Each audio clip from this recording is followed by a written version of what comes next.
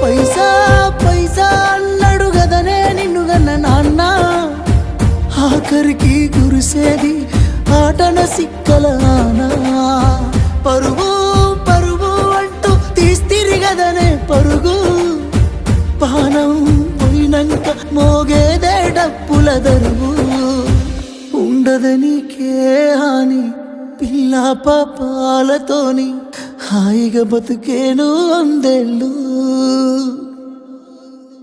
నువ్వు పూలు అల్లుకొని పోతున్నవే అత్తగారింటికి, నే పువ్వులు జల్లుకొని పోతున్ననే కాలే తాటికి. నువ్వు